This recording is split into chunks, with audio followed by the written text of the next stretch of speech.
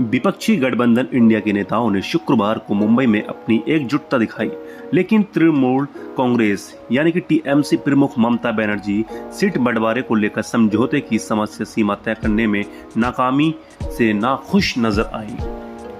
Indian express की report के मुताबिक पश्चिम बंगाल की सीएम ममता बनर्जी बैठक के बाद गठबंधन नेताओं द्वारा संबोधित संयुक्त प्रेस कॉन्फ्रेंस में शामिल नहीं हुई। ममता और उनके भतीजे लोकसभा सांसद अभिषेक बनर्जी बैठक खत्म होने के फौरन बाद कार्यक्रम स्थल से हवाई अड्डे के लिए रवाना हो गए। वहीं टीएमसी के वरिष्ठ नेता डेरेक ओब्रायन भी प्रेस कॉन्फ्रेंस में शामिल नहीं हुए।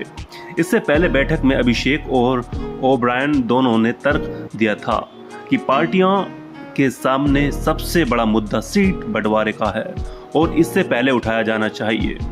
इसी तरह आम आदमी पार्टी, राष्ट्रीय जनता दल, समाजवादी पार्टी और जनता दल सहित कुछ अन्य दल भी चाहते हैं कि सीट बंटवारे पर जल्द से जल्द फैसला हो। हालांकि इंडियन एक्सप्रेस को सूत्रों ने बताया कि टीएमसी इंडियन गठबंधन के लिए प्रतिबद्ध है, लेकिन वो चाहती है कि सीटों के बंटवारे पर तेज गति से फैसला किया जाए। पार्टी का विचार था कि बैठक में एक समय सीमा तय होनी चाहिए थी। उसी समय सीमा में सीट बंटवारे की बातचीत पूरी हो जानी चाहिए, इसे लंबा नहीं खींचा जाना चाहिए। वहीं सूत्रों ने इंडियन एक्सप्रेस से कहा कि आप संयोजक अरविंद केजरीवाल का भी मानना है कि सीट बंटवारा प्राथमिकता है। उन्होंने तर्क दिया था कि सीट बंटवारे पर चर्चा जल्द से जल्द की जानी चाहिए। हालांकि कांग्रेस पंजाब, केरल और पश्चिम बंगाल को छोड़कर 545 सीटों में से 440 पर गठबंधन के उम्मीदवार उतारने की संभावना पर विचार कर रही है। वहीं सीट शेयरिंग को लेकर मीडिया को जो बयान जारी किया गया था, उसमें एक शब्द जोड़ा गया था कि जहां तक संभव हो सकेगा सभी दल मिलकर चुनाव लड़ेंगे। दरअसल केरल और पश्चिम बंगाल में इंडिया के घटकों, बंगाल में टीएमसी, वामपंथी और कांग्रेस, और केरल में वामपंथी और कांग्रेसियों के बीच राजनीतिक प्रतिद्वंद्विता है। यही वजह है कि प्रेस नोट में जहां तक संभव हो सकेगा शब्दों को शामिल किया जाएगा। वहीं इंडिया गठबंधन की दो बैठकें पटना और बेंगलुरु में हुई थी।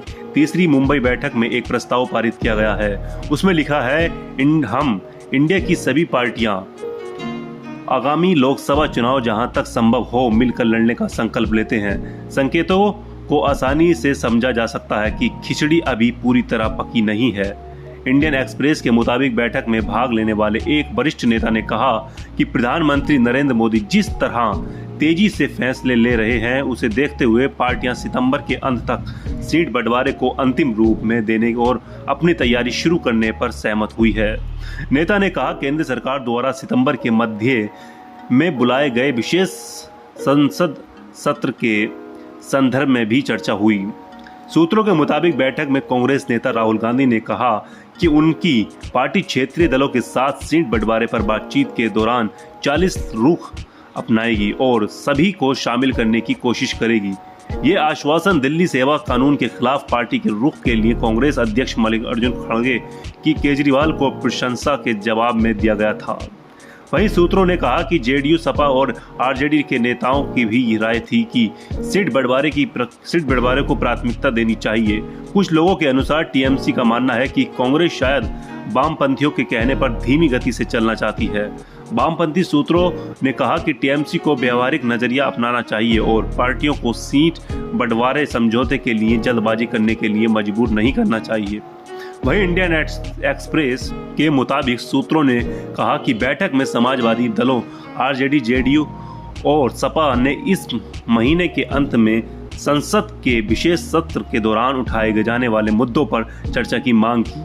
पार्टियां चाहती हैं कि विपक्ष जाति जनगणना के मुद्दे पर सरकार को घेरे। हालांकि बनर्जी ने कहा कि उनकी पार्टी को इस पर विचार करने के लिए कुछ समय चाहिए।